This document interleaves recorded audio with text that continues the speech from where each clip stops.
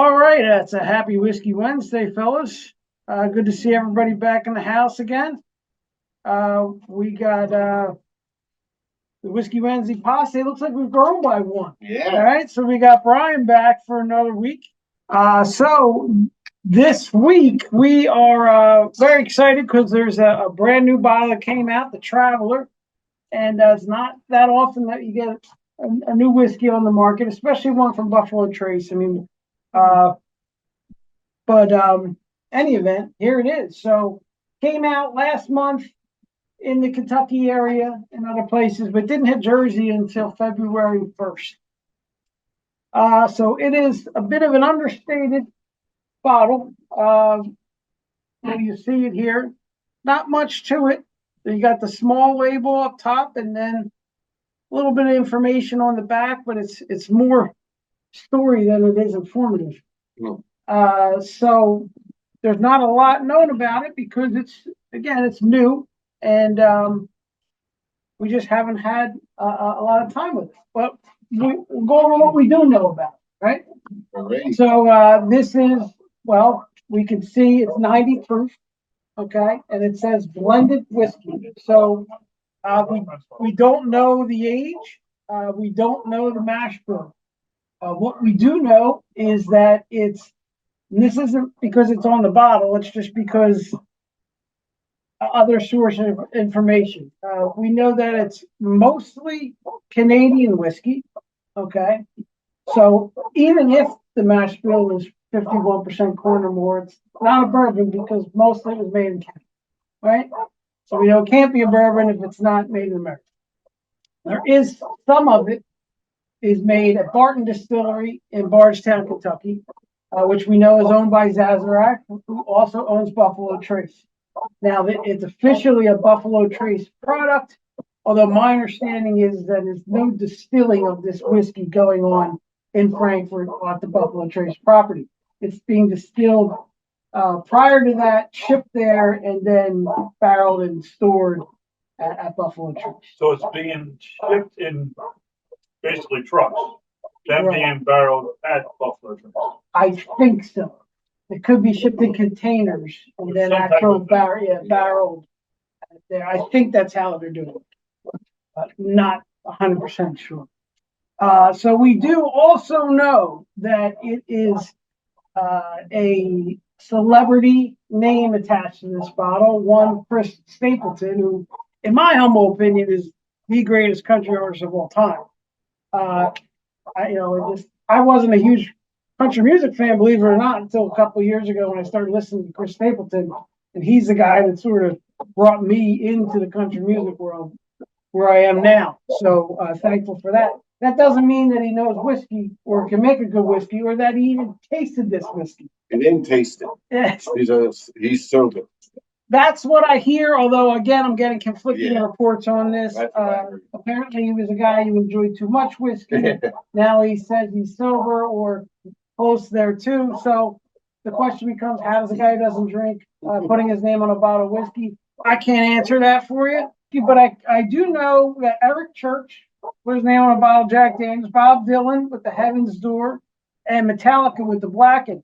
Now, the one thing I'll say about all three of those is the price is a little bit higher.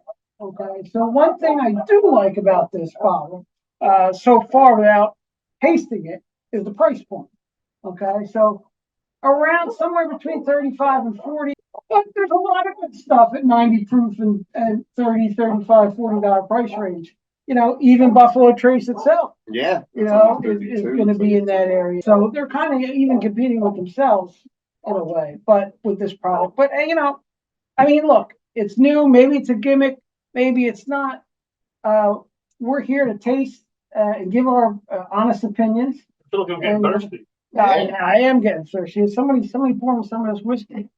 First thing I'll say, I do like the nose. It's got a nice, it's a light color. It's sort of an amber. I think the note that I get, it does have a sweet nose. I think the first note I'm picking up is a little orange zest.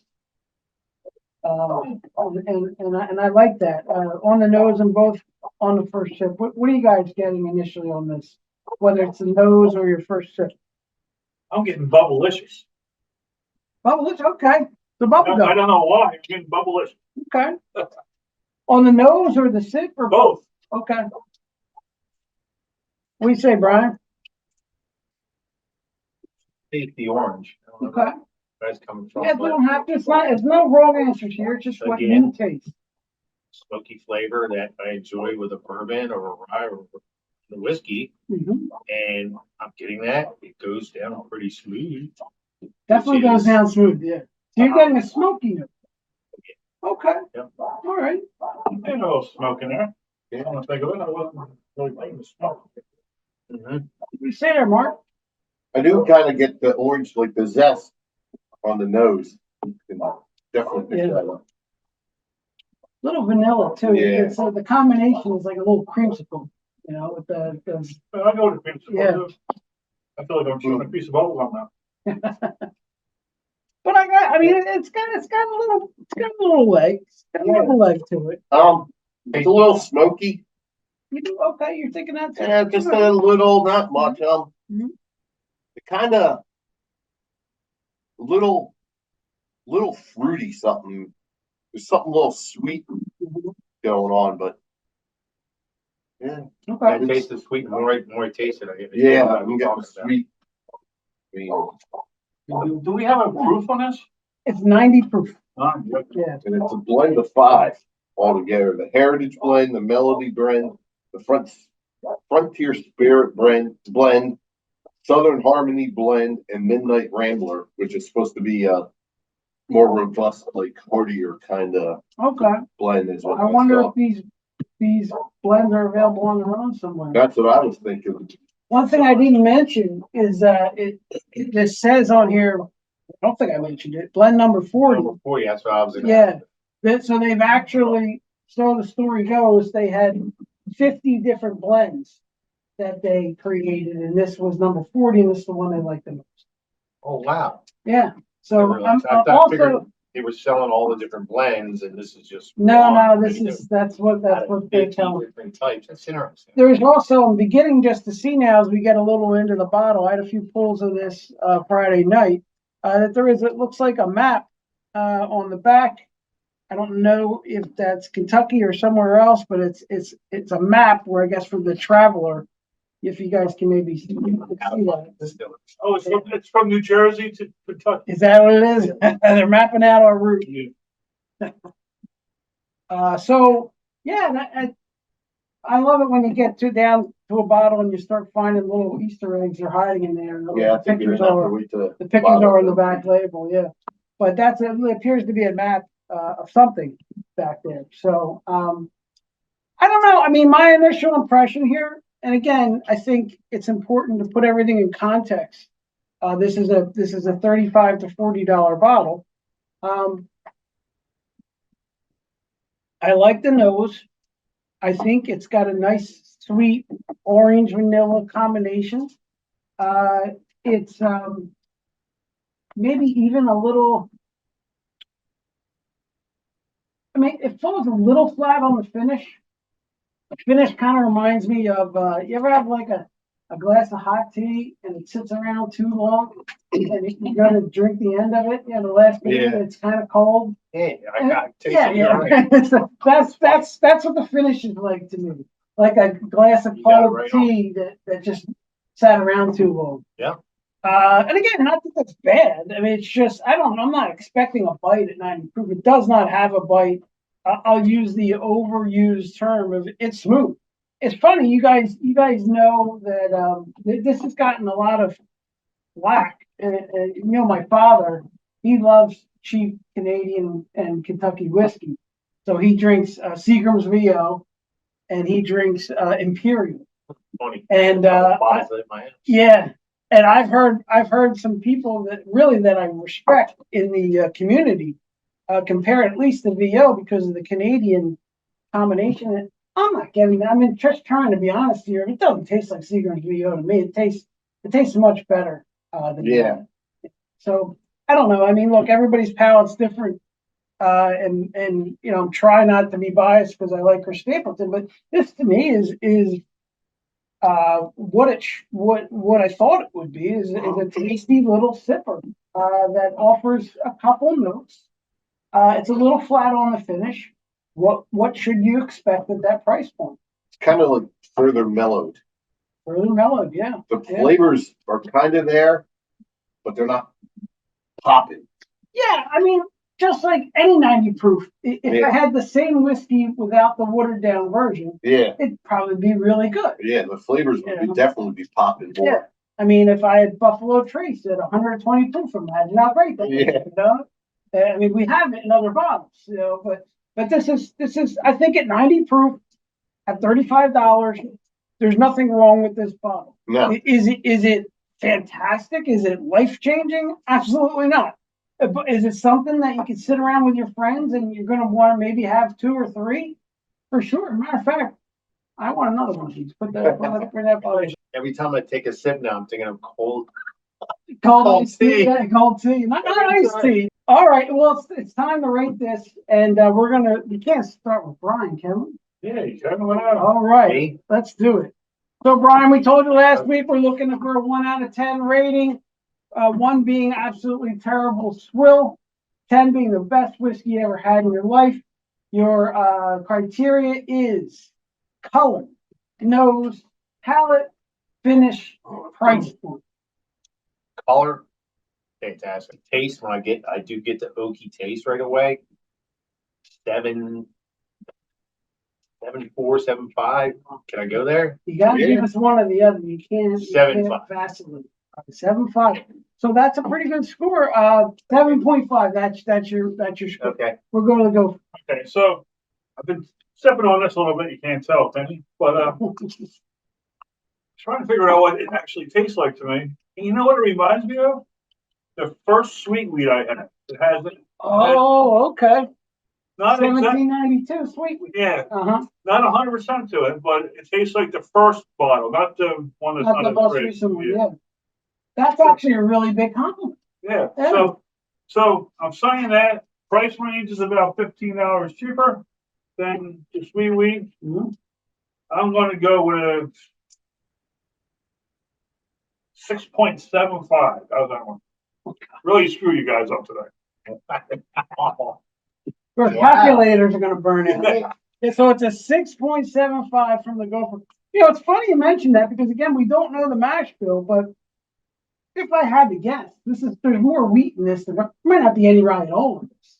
This might be a wheater. I guess I Yeah. get Yeah, that's why I it's think it's that sort of sweet and smooth type of That's wheat. why what they say the tasting is vanilla, aged fruit, which we all kind of said the sweetness of it and all.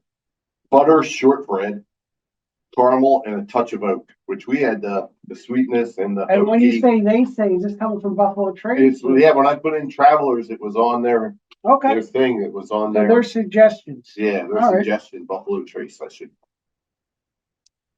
Well, what say you, Just Mark? Yeah, everything about this, like these guys said, I really do like it.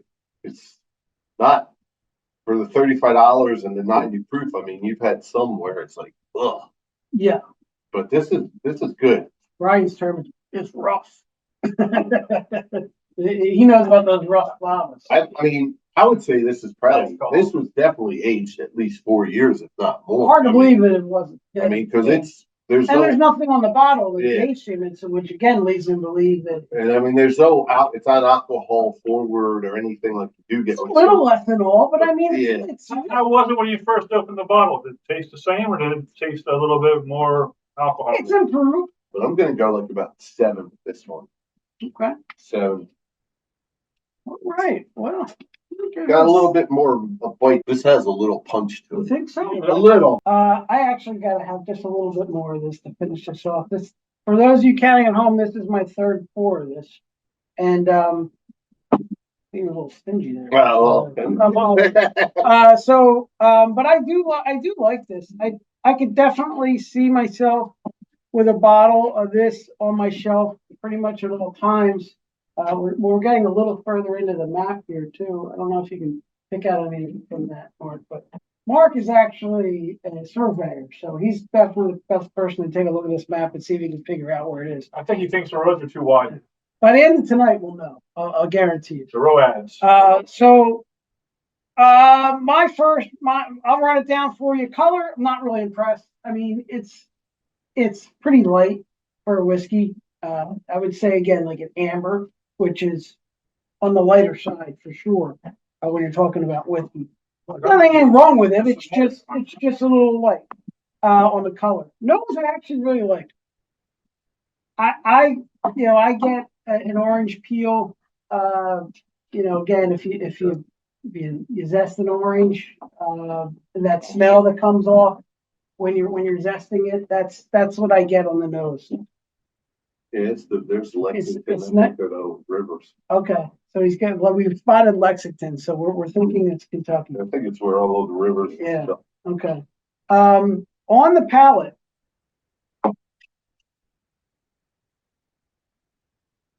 Nice and sweet. I think there's a lot of corn in here. I do. And if I had to pick out a secondary ingredient, I'm going to go wheat. I do not taste any rye in this. But that's okay. That's okay. There's nothing wrong with it. Riley's whiskey. If it's in here, I don't taste it. Let me put it that way. So I'm not getting any mint or cinnamon or any of those peppercorn or any of those rye. I'm not getting any of that.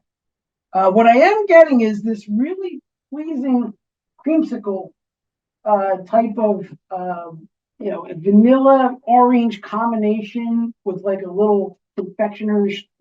So it is tasty. I feel like I'm on the beach in Wildwood. He's the fudgy wudgy guy comes by. And he's got the creamsicle, and yeah, sign me up. Know it well. And then the finish, which I mean, to me, this is I taste this almost on the daily, which is when I have my black tea and I'm at the bottom of the cup and it gets a little cold and I'm just finishing it off, and there's that finish. It's got a little tea flavor and not much else. To me, I mean, the drawbacks of this are the color and the finish. But I really like the nose and the palate.